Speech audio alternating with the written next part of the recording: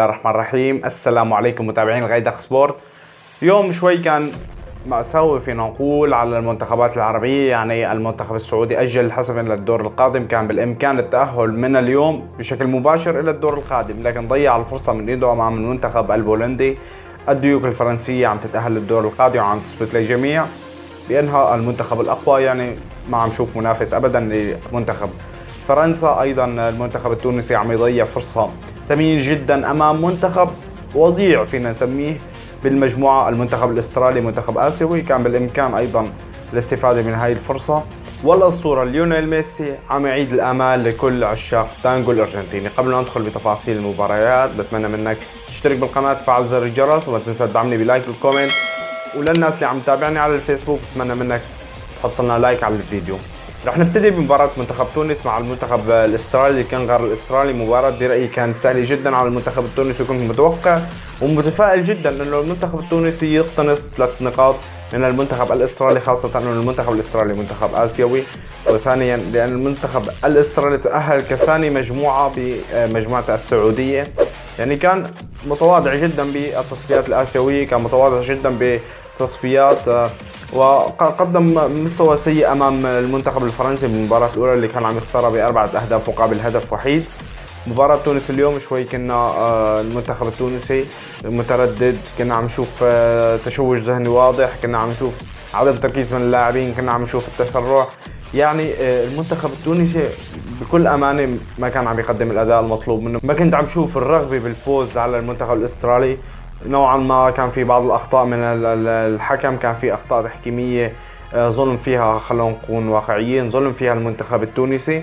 المنتخب الاسترالي استغل كل هاي الامور وسجل هدف وحيد بالمباراة، هدف المباراة الوحيد. المنتخب الاسترالي كان مركز اكثر من المنتخب التونسي وقدر يسجل هدف وحيد بالمباراة، هدف المباراة الوحيد طبعا حصد من خلال 3 نقاط.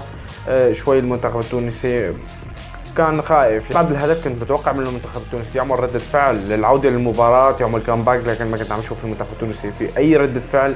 حتى من بداية المباراة شوي كان المنتخب التونسي عم يلعب مبالغ جدا بالدفاع، مبالغ جدا بالتراجع للخلف. مباراة كان عم يخسرها المنتخب التونسي. يعني بالتالي المنتخب الاسترالي اصبح برصيده 3 نقاط، المنتخب التونسي برصيده نقطة وحيدة من تعادله مع الدنمارك. فينا نقول باقي امل نوعا ما. يعني المباراة القادمة للمنتخب التونسي مع المنتخب الفرنسي. المنتخب الفرنسي حاليا متأهل للدور القادم، فممكن المنتخب الفرنسي يلعب بلاعبين الرديف، بلاعبين الاحتياط ليريح اللاعبين للمباراة القادمة. ممكن هذا الشيء يريح المنتخب التونسي بأن يقتنص الفوز. وبرأيي لكن مباراة صعبة جدا أمام المنتخب الفرنسي، لكن نتمنى كل التوفيق أكيد لنصور قرطاج، نتمنى كل التوفيق للمنتخب التونسي يستطيع التغلب على المنتخب الفرنسي. بنروح للمباراة الثانية. المباراة الثانية اللي كانت عم تجمع المنتخب السعودي الشقيق مع المنتخب البولندي. كنت متفائل جدا يعني بأن تكون بطاقة تأهل للمنتخب السعودي إلى الدور القادم. مباراة كانت، خلونا نكون واقعيين، كان بأيدينا، كانت بملعب المنتخب السعودي، بين يدي لاعبين المنتخب السعودي، وخاصة بعد الأداء المشرف والجميل جدا أمام المنتخب الأرجنتيني وتغلبا عن المنتخب الأرجنتيني بهدفين مقابل هدف. شوط اول بدأ المنتخب السعودي ضاغط كثير منيح. كنا عم نشوف المنتخب البولندي عم يرتكب الاخطاء كثير، طريقه لعب المنتخب البولندي كانت خشنه جدا. كنا عم نشوف يعني عرقلات بالجمله للمنتخب البولندي عم يؤدوا الى اصابه اكثر من لاعب من اللاعبين المنتخب السعودي. كانت مباراه خشنه جدا من المنتخب البولندي، بينما المنتخب السعودي كان مسيطر اكثر، كان عم يستحوذ اكثر، كان عم يضيع اكثر فرصه. يعني شفنا فرصه محمد كنو بتصويبه كان ممكن يسجل فيها هدف تقدم للمنتخب السعودي، لكن كان عم يتصدى له الحارس. طبعا المنتخب البولندي بيمتلك اسماء كبيره، بيمتلك روبرت ليفاندوفسكي من افضل المهاجمين في العالم، الحارس تشيزني كمان من افضل الحراس. يعني منتخب بولندا بيمتلك اسماء اكيد كبيره وقويه جدا. المنتخب البولندي طبعا قدر التسجيل مع نوع من الدهشة بصراحة لكل الجماهير، لأن المنتخب السعودي كان الأفضل وكان مسيطر أكثر على المباراة. ركلة جزاء كان عم يتحصل عليها المنتخب السعودي في دقيقة 45، عم ينفذها سالم الدوسري، للأسف كانت عم تضيع. يعني خلونا نكون واقعيين، ركلة الجزاء الضائعة أثرت جدا على لاعبين المنتخب السعودي. كنا عم نشوف يعني اختلف، يعني كانت نقطة تحول فعلا. ركلة الجزاء الضائعة كانت نقطة تحول للمنتخب السعودي. انخفض مستوى العزيمة عند لاعبين المنتخب السعودي، انخفض المستوى، انخفض الأداء، انخفض الرغبة بالفوز.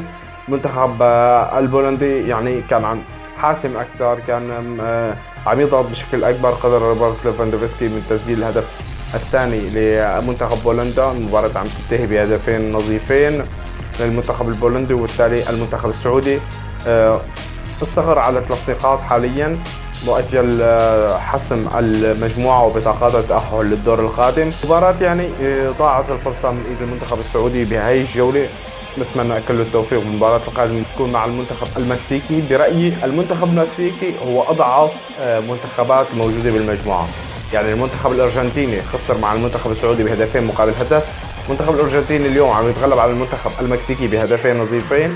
المنتخب السعودي برأيي أمامه فرصة خلينا نقول سهلة جدا أمام المنتخب المكسيكي، لكن أكيد بتحتاج تركيز، أكيد بتحتاج حسم، أكيد بتحتاج تكتيك واضح من المدرب وتعليمات صارمة مع اللاعبين باستغلال الفرص. نتمنى كل التوفيق لصقور الخضر في المباراة القادمة. بنروح للمباراة الثالثة اللي كان عم يواجه فيها المنتخب الفرنسي المنتخب الدنماركي. مباراة كانت قوية من الطرفين، لكن المنتخب الفرنسي بكوكبة من النجوم. المنتخب الفرنسي كان أقوى، أفضل، مسيطر بالطول والعرض. كنا عم نشوف تألق كيليان امبابي، طبعا افتتح تسجيل كيليان امبابي للمنتخب الفرنسي. استطاع المنتخب الدنماركي بكرة عرضية من معادلة المنتخب الفرنسي. المنتخب الدنماركي قادر يعمل كل شيء إلا تسجيل، لأنه ما بيمتلك رأس حربي قوي أو مهاجم صريح يقدر ينهي هاي الهجمات، فبالتالي كل الفرص حمضيع. المنتخب الفرنسي كان أكثر استغلال الفرص وأكثر سيطرة واستغلال للمرتدات. المنتخب الدنماركي بعد تسجيله لهدف التعادل كنت عم شوف عنده رغبة بالعودة، رغبة باقتناص 3 نقاط. كان عم يبالغ شوي بالخروج للأمام والضغط على المنتخب الفرنسي، وبالتالي كان عم يترك وراه مساحات كبيرة كان عم يستغلها المنتخب الفرنسي، خاصة انه جميع لاعبين المنتخب الفرنسي بيمتازوا بالسرعة القوية، والمرتدات كانت خطيرة جدا على المنتخب الدنماركي. المنتخب الفرنسي تابع باللعب بالمرتدات والكرات الطويلة للمهاجمين، اقتنص فيها كيليان امبابي الهدف الثاني للمنتخب الفرنسي، وعم يحصد من خلال المنتخب الفرنسي 3 نقاط مهمة جدا. 3 نقاط عم تؤدي الى تأهل المنتخب الفرنسي الى الدور القادم. يعني خلينا نكون واقعيين، المنتخب الفرنسي لغاية اللحظة، لغاية المباراة الثانية بأفضل أداء. مباراتين كنا عم نشوفه بأداء رائع. المباراة الأولى مع المنتخب الأسترالي تفوقوا ب4 أهداف مقابل هدف. المباراة الثانية حاليا على المنتخب الدنماركي بهدفين مقابل هدف. المنتخب الفرنسي خلينا نكون واقعيين، شخصية بطل، شخصية منتخب حابب فعلا يرجع يتوج باللقب، يحصد كأس العالم. رحت المباراة الأخيرة اليوم اللي كانت عم تيجي مع المنتخب الأرجنتيني مع المنتخب المكسيكي. إما فوز الأرجنتين وإحياء الآمال أو خروجها من دور المجموعات. المنتخب الأرجنتيني كان اليوم بقيادة ليونيل ميسي، أو المنتخب الأرجنتيني كان عبارة عن ليونيل ميسي، رغم كل الأسماء الموجودة بالمنتخب الأرجنتيني وكل قيمة اللاعبين. كل اللاعبين الموجودين بالمنتخب الأرجنتيني مثل دي ماريا، مارتينيز، وديبول، لكن عقم هجومي واضح. ميسي اليوم كان عم يسجل الهدف الأول بتصويب من خارج منطقة الجزاء، عم يصنع الهدف الثاني، شارك بهدفين. المباراة كانت عم تنتهي بهدفين مقابل لا شيء. طبعا بالتالي المنتخب الأرجنتيني أحيا آماله. متبقي عنده المنتخب الأرجنتيني مباراة مهمة مع منتخب بولندا. مطالب اكيد المنتخب الارجنتيني بالفوز على المنتخب البولندي حتى يتصدر المجموعه. طبعا اليوم المنتخب الارجنتيني باداء سيء، خلينا نكون واقعيين، باداء سيء. المنتخب الارجنتيني غير قادر الاعتماد على ميسي بكل مباراه، لان المنتخب الارجنتيني يعني بيمتلك اسماء كبيره لكن غير فعال. اليوم كانت غير نشطه ابدا، ما تم تفعيل اي لاعب من الهجوم. ميسي كان الممول بالكرات، ميسي اللي كان عم يلعب كرات للعمق، ميسي اللي كان عم يلعب الكرات في وسط الملعب، ميسي اللي كان عم ينشط الحال الهجومي وعم يضبط خط الوسط. ميسي كان عم يقوم بكل شيء وعم يسجل الهدف الاول وعم يصنع الهدف الثاني يعني. وبالتالي اعتماد المنتخب الارجنتيني بشكل كامل على ليونيل ميسي في كل مباراة حتى يكون هو المخلص والمخلص والمنقذ بالمباراة، برأيي رح يخرج في المباراة القادمة المنتخب الارجنتيني. حتى لو تأهل للدور القادم في اي مواجهة بدور 16 رح يخرج المنتخب الارجنتيني. طبعا بتمنى كل التوفيق للمنتخبات العربية. المنتخب السعودي متبقي أمامه مباراة أمام المنتخب المكسيكي، مطالب أكيد بالفوز على المنتخب المكسيكي، وبرأيي ممكن جدا المنتخب السعودي يتفوق على المنتخب المكسيكي، كون المنتخب المكسيكي أضعف فرق المجموعة حاليا بنقطة واحدة. المنتخب السعودي تغلب على المنتخب الأرجنتيني، والمنتخب الأرجنتيني تغلب على المكسيك. بلغة الأرقام ومنطقيا المنتخب السعودي مفترض أنه يتأهل على حساب المنتخب المكسيكي. بتمنى كل التوفيق للصقور الخضر. بتمنى التوفيق ايضا للمنتخب التونسي المتبقي امامه مباراة صعبة جدا امام المنتخب الفرنسي، لكن يجب اللعب على امل انه المنتخب الفرنسي ممكن يقوم باراحة بعض اللاعبين، كون المنتخب الفرنسي متأهل للدور القادم، وبالتالي مطالب من المنتخب التونسي استغلال الفرصة. هي كانت اغلب تفاصيل مباريات اليوم وحصاد مباريات اليوم من مونديال قطر 2022. انتظرون بفيديوهات جديدة، ما تنسوني من دعمكم. تبقوا بخير وصحة وسعادة. السلام عليكم.